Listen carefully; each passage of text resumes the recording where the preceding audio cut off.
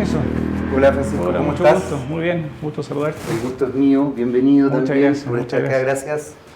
Gracias por la invitación. Tenemos mucho que hablar, ¿eh? Han estado muy en boga la Iglesia Católica este último tiempo, Sí, así que sí. vamos a tener harto que conversar y tú además eres profesor de Derecho Canónico, así que me vas a poder explicar cosas que espero que a la gente no solamente le interesen, sino que le aclaren un poco todo lo que está pasando, Perfecto, ¿ya? sí, sí. Son ¿Ya? temas muy, muy Sí. relevantes. Vamos a partir entonces. Muy bien, Ok. encantado, encantado. Sí. Francisco, hace hartos años tú apoyaste fuertemente a Juan Carlos Cruz Cheliú y a James Hamilton. Sí. Y en algún minuto en una entrevista hablaste de que tú no solamente les creías, sino que conocías verdades o la verdad. ¿Cuál sería la verdad? A ver, la verdad es que lamentablemente fueron abusados. Ya. También es cierto y verdadero que hubo un encubrimiento. Yo a ellos los he acompañado 20 años. ¿Ya? A Juan Carlos incluso desde antes. Yo lo hice público en una carta al Mercurio el 21 de enero, domingo 21 de enero. Yo a Juan Carlos lo conversé con él la primera vez el año 1987, cuando se le hizo el juicio en la parroquia del Bosque. Perfecto.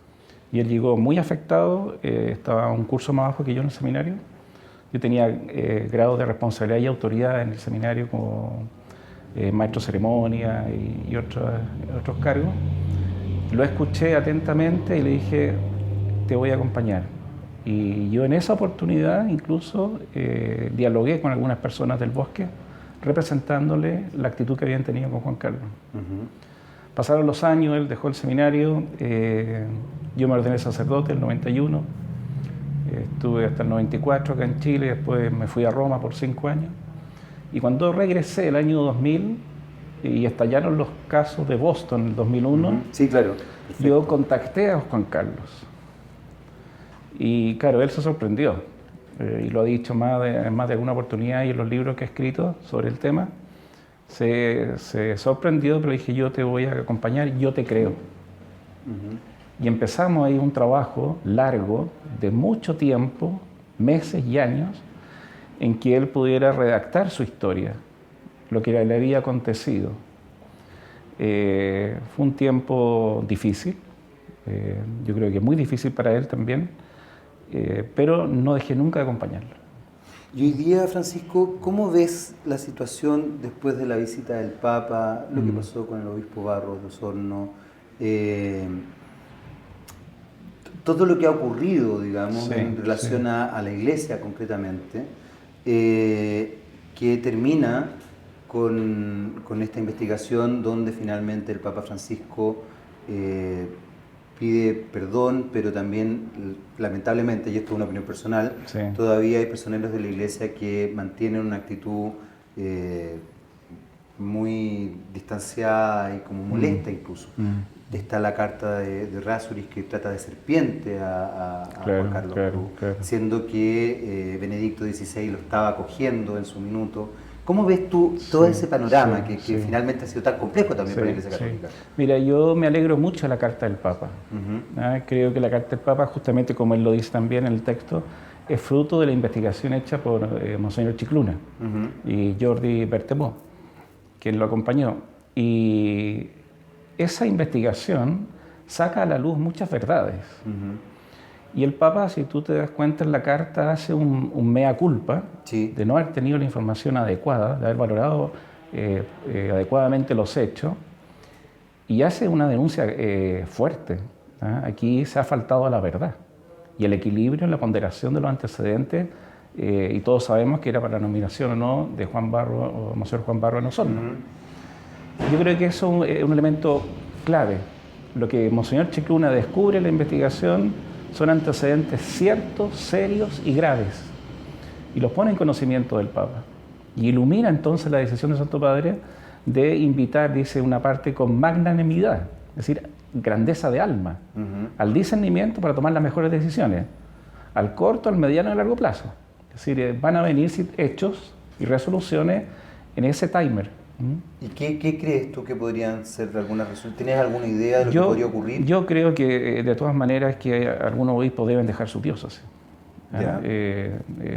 Creo que es la primera solución, de todas maneras, porque hay un conflicto grave, y lo dice el Papa, se ha roto la comunión eclesial.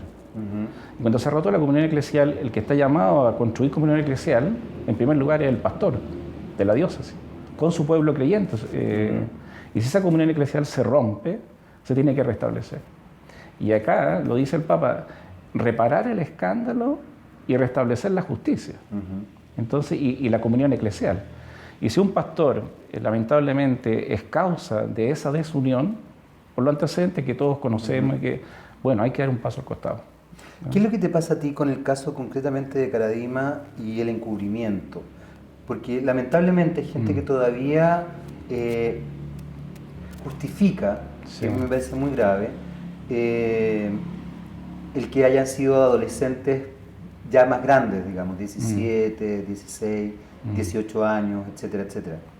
Sin embargo, yo creo que el daño es igual, pero insisto, son opiniones más bien personales, mías.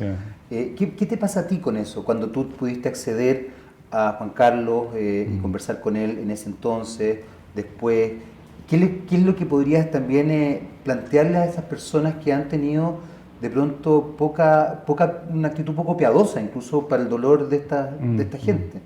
Mira, lo primero, el antesala del abuso sexual es el abuso de poder. Claro. Y el abuso de conciencia. Entonces, lo primero que sufren estos hombres y jóvenes en esa época es abuso de conciencia, manipulación de su voluntad, restricción de su libertad, incapacidad para decidir por ellos mismos. Ellos tenían que decidir y actuar según lo que el sacerdote Fernando Caradima estimaba conveniente. Incluso cómo cortarse el pelo, cómo vestirse, qué autos usar o no usar. Entonces hay primero una grave afectación de la voluntad por el abuso de conciencia, por el abuso de poder y pérdida de la libertad personal. Y después que tú destruyes a la persona en esa área, entonces viene el abuso sexual. De manera que yo invito a aquellos que no comprenden todavía el tema o se les hace difícil, que deben valorar profundamente la gravedad del abuso de conciencia. Y el Papa lo dice en la carta. Y lo dice el mismo elenco. Abuso de conciencia, abuso de poder y termina con abuso sexual. De manera que hay que tener claridad que esa es la dinámica del abusador. Siempre el abusador va a romper tu voluntad, te va a quebrar tu voluntad y te va a manipular para obtener su fin, que en este caso termina obviamente con el abuso sexual. Perfecto. Y en ese aspecto, una de las cosas que ha abierto también el caso Caradima es un cuestionamiento importante a la Iglesia Católica. Sí. ¿Qué es lo que pasa con la Iglesia Católica hoy día? Que justamente empieza ya a tomar una forma distinta a partir de esta carta del Papa, pero también genera un quiebre en la visita del Papa. Hay una situación compleja ahí. Sí. ¿Qué es lo que pasa? Porque además tú trabajas justamente en el área del derecho canónico, entonces manejas ¿Qué pasa con la Iglesia Católica hoy día en Chile? Yo creo que hay una crisis profunda y grave en cuanto hay decisiones que no se han tomado a tiempo. ¿Cómo cuáles? Por ejemplo, teniendo claridad de algunos de estos antecedentes, haber procedido a las investigaciones oportunamente. Se ha procedido a las investigaciones y pausadamente, pero creo que ante este tipo de hechos uno no puede esperar tiempo para poder iniciar procesos investigativos, porque el daño a las personas es muy grave. Creo que hay que asumir esa responsabilidad, como iglesia tenemos que asumirla, la jerarquía de la Iglesia Católica debe asumirlo, los obispos correspondientes. Piensa tú que si revisas las actas y las declaraciones de la Conferencia Episcopal en las asambleas plenarias del año 2012, 2003, acta 84, 85, 86, queda constancia, haciéndose eco de los abusos de Estados Unidos, de que aparece ahí una preocupación y esto se debe asumir derechamente. Sí, eso es absolutamente real y de hecho se hizo público. Se hizo público. Sí, entonces público. Uno dice, no se prosperó, no sé por qué. Y después uno dice, bueno, han pasado 15 años desde esas declaraciones primeras de la Conferencia Episcopal. Y el Papa dice, a ver, ¿qué ha pasado en estos 15 años? Sí, la carta del Papa no es solamente por el caso Barros, en definitiva. ¿Qué ha pasado en la jerarquía de la Iglesia Católica en Chile? Que a partir de esos hechos que hicieron público y esto estalla a nivel mundial, que no hemos sabido resolver los problemas a tiempo y adecuadamente. ¿Qué es lo que pasa al interior de la Iglesia Católica, Francisco, que a uno le hace ruido desde fuera? Por ejemplo, la salida de Benedicto XVI, que llama la atención, que James Hamilton ha dicho fue el único papa, incluso hasta por sobre Francisco, sobre el Papa Francisco, lo rescata como que efectivamente tuvo alguna intención de dar cuenta de esta situación que ocurría en la Iglesia, y sin embargo, y esto ya es más bien mito urbano, y quisiera que tú lo aclararas, da la sensación de que él se retira porque no puede con los poderes fácticos internos de la Iglesia. ¿Qué realidad hay en relación a ese tema? A ver, yo creo que la renuncia del Papa Benedicto XVI es profética. ¿En qué sentido? En el sentido de que él pone ante el mundo el antecedente de que aquí hay problemas graves y que él no se siente con la capacidad de poder asumirlos y enfrentarlos. De manera que su renuncia provoca ya un movimiento fuerte de una transformación necesaria para la Iglesia. Y ahí en esa dinámica de esta transformación necesaria viene el Papa Francisco, ¿ah? Que es una visión de Iglesia absolutamente nueva, de un hombre, como él dice, pastores con olor a oveja, cercano, ir adelante, que hagamos procesos, que hagamos discernimiento. Pero el Papa Benedicto, sin lugar a duda, dada también su avanzada edad, se vio enfrentado a lo que tú dices muy claramente, poderes fácticos. El Papa Benedicto, esto sería muy interesante que los periodistas lo pudieran estudiar ellos más, ¿ah? Cuando era prefecto de la Congregación para la Doctrina de la Fe, cardenal Ratzinger, él lleva la investigación del caso Maciel. Perfecto. Tiene la carpeta completa del caso Maciel y se la iba a presentar al Papa Juan Pablo II para informarle de la gravedad de estos hechos. Ahí un poder fáctico le dice, no se lo presenta al Papa, porque le va a causar un grave dolor y él está muy enfermo. Monseñor Ratzinger, en ese momento, cardenal prefecto de la Doctrina de la Fe, le dice, muy bien, no se preocupe. Se vuelve con su expediente a la oficina. 6 meses después, Papa. 6 meses después, Maciel condenado.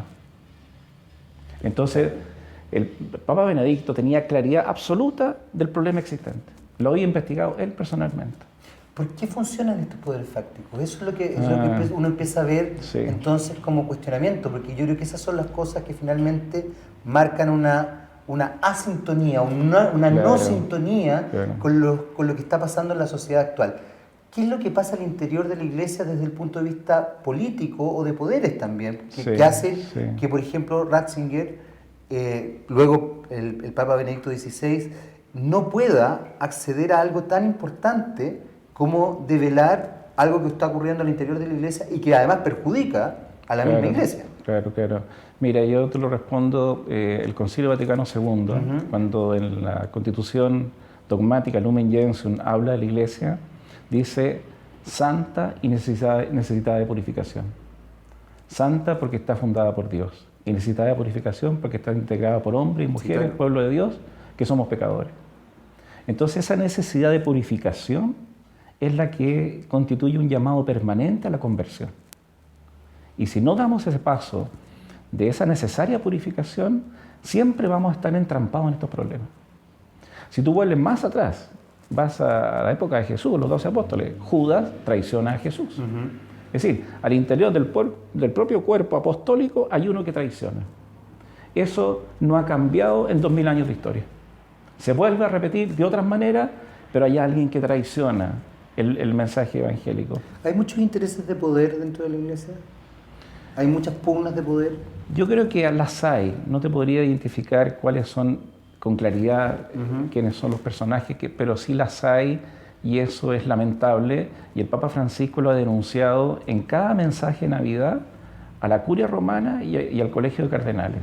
El Papa lo dice muy claro, no quiero arribistas ni escaladores. Los arribistas y escaladores buscan instancias de poder.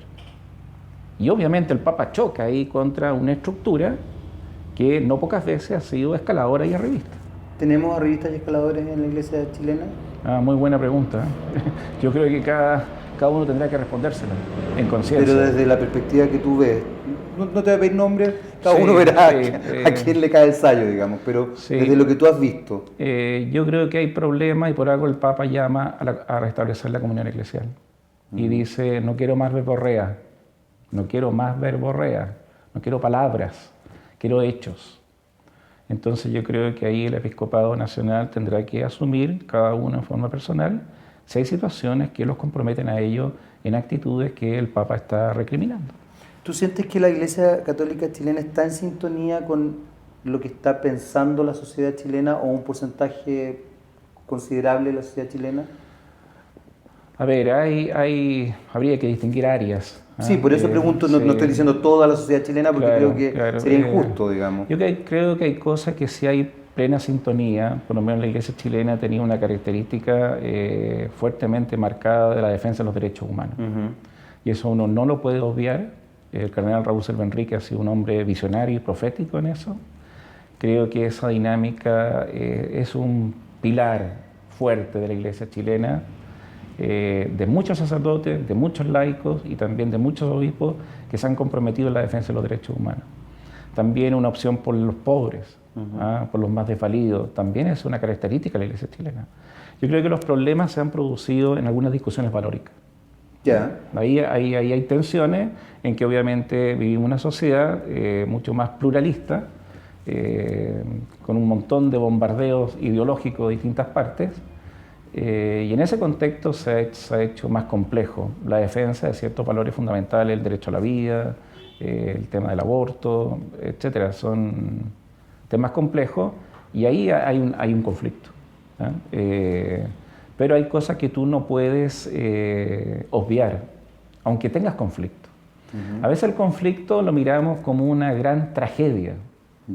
Y el conflicto siempre es una oportunidad, no es una tragedia. En la crisis te hace crecer, dicen por ahí. Claro, sí, bendito sea Dios que haya conflicto. Y si hay conflicto, tengo que poner lo mejor de mí mismo para solucionar esos conflictos. Pero no hay que tenerle miedo al conflicto. Y a veces aparecemos, o puede aparecer en la opinión pública, una iglesia temerosa, temerosa al conflicto.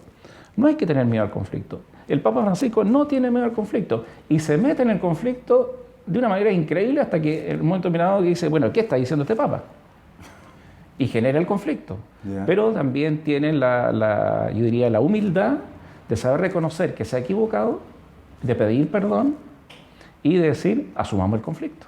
¿Qué es lo que pasa, Francisco, cuando se utiliza el nombre de la Iglesia y el nombre de Dios como algo que está de mi lado, por así decirlo, de mi lado ideológico? Estoy pensando, tú hablabas del tema de los derechos humanos.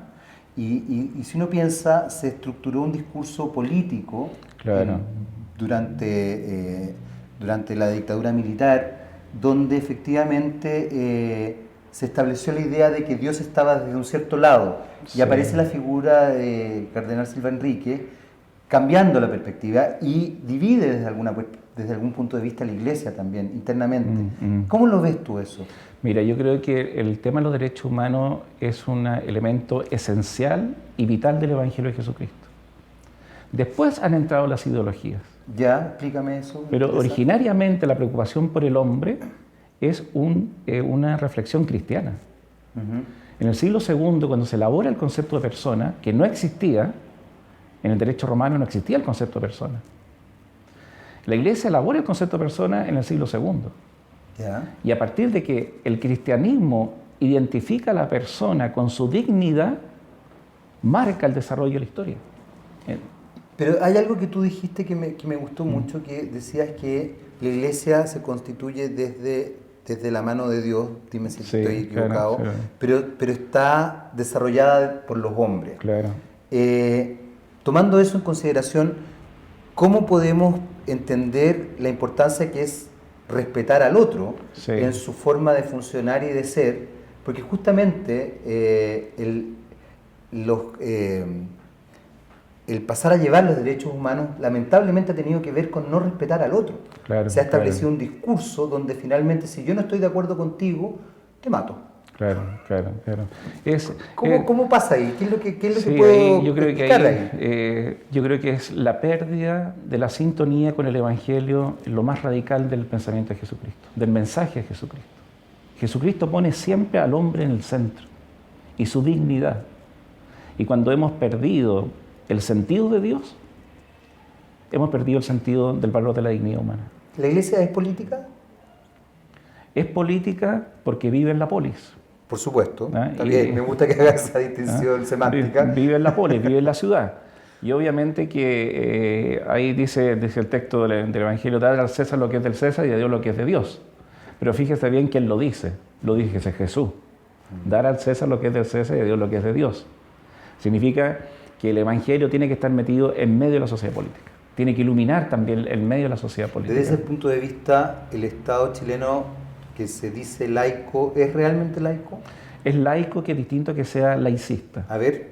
Hay una diferencia fundamental. Por favor. Y te ya que tú eres profesor de esto, sería bueno que lo entendiéramos. Te agradezco la pregunta, porque un Estado laico significa que yo respeto el aporte de todos los credos religiosos. Ya.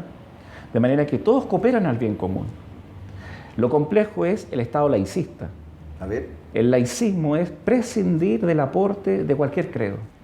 Ya. Y por lo tanto es excluyente. Es totalitario y excluyente. O sea, el Estado chileno es laico, no laicista. No laicista. Pero algunos, equivocadamente, en los medios de prensa, en las cartas, el director, etcétera, dicen Chile es un Estado laico. Y condenan y crucifican a la Iglesia y el pensamiento del magisterio de la Iglesia. Grave error, porque hay un grave error conceptual. Ser Estado laico no significa ser Estado laicista. O también lo que se llama la laicidad positiva y la laicidad negativa. Yeah. La laicidad positiva es que los credos religiosos aportan a la construcción del bien común. El Estado laicista niega el aporte de cualquier confesión religiosa a la construcción del bien común. Y Chile no es un Estado laicista, es un Estado laico, pero no laicista. Y desde esa perspectiva, entonces, la Iglesia tendría, obviamente, que estar metida en el mundo político. Por supuesto. Incluso tú tienes que, en ocasiones, en virtud de la defensa de los derechos fundamentales de la persona humana, meterte en la política. Y desde ese punto de vista, ya que justamente está constituida por hombres, me imagino que los hombres que constituyen la Iglesia, hombres y mujeres, tienen formas de pensar, tienen ideologías, tienen simpatías por uno u otro movimiento y todo. ¿Qué es lo que pasa al interior de la Iglesia dentro de esta perspectiva? Ahí hay que hacer un discernimiento y acoger todas las reflexiones. Lo peor es ponerse de manera monolítica. A ver, quiero que es decir, que es la única pensamiento es este. No, el Señor acoge y escucha a todos. De manera que yo lo que tengo que construir en la Iglesia es unidad, pero no uniformidad. Ya. Y eso es muy distinto. Yo construyo unidad ¿desde dónde? Desde la diversidad. En cambio, la uniformidad es monolítica, un solo pensamiento. ¿Qué te parece lo que ocurrió con el padre Felipe Berríos en relación a que era edecán de La Moneda y aparentemente nuevamente hubo ahí manos negras, por decirlo coloquialmente? Sí, bueno, yo Felipe lo respeto y lo conozco como sacerdote y creo que hace una gran labor en servicio a los más pobres. Pero no conozco más en detalle cuáles fueron los... Te estoy diciendo lo que salió en la prensa, que esto se publicó, pero también no hay una investigación más acuciosa. Sí, pues obviamente hay a veces, como te decía hace un momento, esta condición humana. Claro que puede darse que en ocasiones haya cierta prevalencia por algunos y no por otros. Puede darse. Y uno es lamentable que estas cosas sucedan. Yo creo que tenemos que tener la madurez suficiente de sentarme a conversar con el que piensa distinto, escucharlo en su planteamiento y buscar dónde están los puntos de unión. Eso es lo que hace el Papa Francisco. El Papa Francisco nos invita siempre a acoger la diferencia, a acoger lo distinto, a dialogar, a hacer discernimiento, que hagamos procesos que permitan descubrir cuál es la voz de Dios para un momento determinado, en un pueblo determinado. Karl Popper dice que en la paradoja de la tolerancia no hay que tolerar a los intolerantes. Y lo plantea filosóficamente, es bien interesante su planteamiento. ¿Qué te pasa a ti en ese aspecto, en relación justamente a lo que hablábamos hace un rato? Hoy día el mundo social chileno ha cambiado, ha variado y ha establecido discursos que ciertos sectores de la Iglesia no concuerdan, que van más allá del tema del aborto. Estoy pensando, por ejemplo, el mundo trans, la adopción homoparental, etcétera, etcétera, versus otros sectores de la Iglesia, entre los que está efectivamente Berríos, que los acepta o quiere entenderlos, por lo menos. ¿Qué piensas tú de eso? Yo pienso que hay que ir a lo que el magisterio de la Iglesia ya ha dicho hace mucho tiempo. En el año 1984, la Congregación para la Doctrina y la Fe saca un documento que se llama Atención Pastoral a las Personas Homosexuales. Ya. Y ahí da todas las pautas de acogida pastoral, de acompañamiento y de comprensión de la realidad de esa situación. ¿Y cuál sería esa? Acoger, en primer lugar, acoger. ¿Pero es respetar también? Respetar la condición. Pero más allá de la condición, digamos, es respetar que tenga su pareja, es respetar ese tipo de cosas. A ver, ahí uno va a respetar la libertad de cada uno como hace sus opciones, pero yo no puedo dejar de anunciar lo que el Evangelio a mí me pide anunciar, que lo que Dios nos ha invitado y uno como sacerdote está llamado a decir lo mejor, el camino mejor para la persona humana es un hombre y una mujer formen matrimonio. Si hay alguien que tiene una condición homosexual, una tendencia, voy a respetar, no lo voy a condenar. El Papa dice, ¿quién soy yo para juzgar? Dijo el Papa Francisco. Pero yo no dejo de acoger. Tengo que acoger cualquier situación compleja, homosexualidad, transexualidad, tengo que acoger y escuchar esos dolores, esos sufrimientos que están esas personas. Cosa distinta que diga yo que este es el modus vivendi y operandi legítimo para toda la sociedad. Ese es otro cuento. Y ahí, Francisco, hay algo que se me acaba de ocurrir en realidad, que me llama la atención. ¿Cómo se establece la interpretación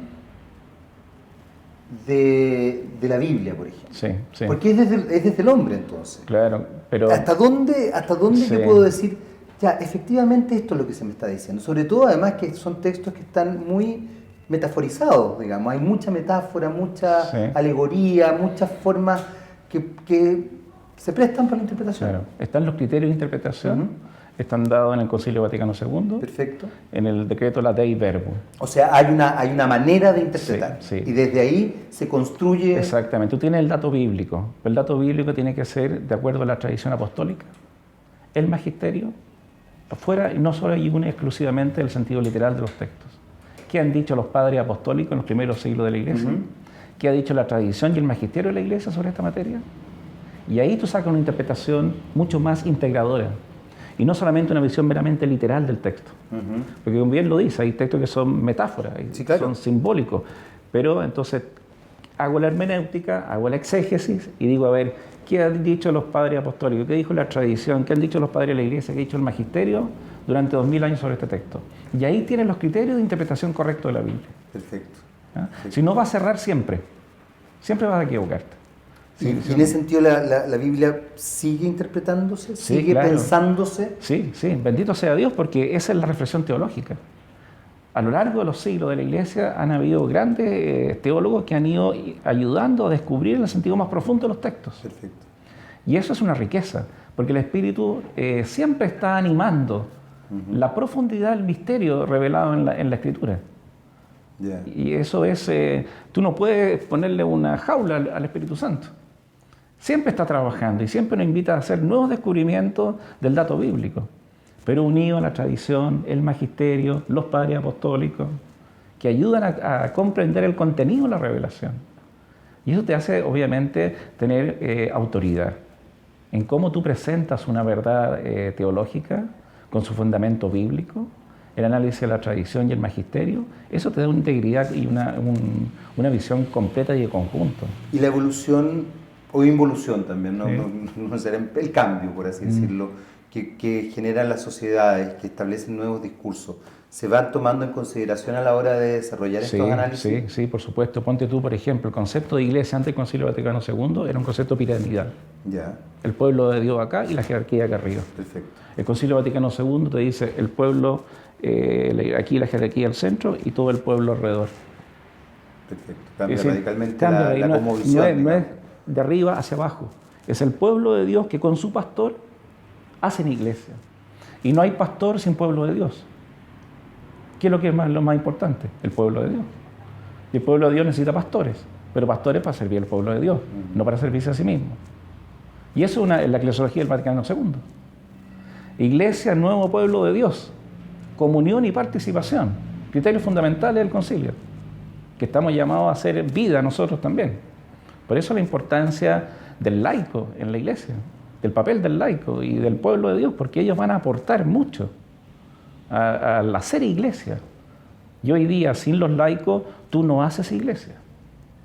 Será una ONG, como dice el Papa Francisco, de mucho servicio social u otras actividades culturales, será una ONG, pero no será pueblo de Dios.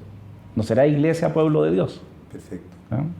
que esa es la riqueza del pueblo de Dios, con sentido de iglesia, comunión y participación, como dos criterios fundamentales del Concilio Vaticano II. ¿Tú sientes que la iglesia está en crisis? Sí, y me alegro que esté en crisis. Como te dije hace un momento, no le tengo miedo al conflicto. Bendito sea Dios que existe el conflicto, porque esto nos permite purificarnos y mirar hacia adelante con una perspectiva mucho más evangélica, en el sentido de ver qué quiere Dios para la iglesia en Chile especialmente. Por eso la carta del Papa es muy profunda y es muy significativa, y él nos ha pedido oración para que esa carta se haga realidad. De manera que la crisis siempre es una oportunidad. El conflicto siempre es una oportunidad. No tengamos miedo al conflicto, por amor de Dios. No tengamos miedo. No. Francisco, muchas gracias por estar hoy día acá. Padre Pancho te dice, ¿no? Padre Pancho, sí. Ya, sí, bueno, Padre Pancho, muchas gracias por estar acá y por además aclarar temas que creo que son importantes hoy día, verlos desde la perspectiva de la Iglesia, que sí, lamentablemente no ha salido a la luz pública como uno esperaría, que la Iglesia empezara a hablar también de estos temas más abiertamente. Sí. Un millón de gracias por acompañarnos. Te agradezco también la invitación a ti. Muchas gracias. Gracias. Gracias.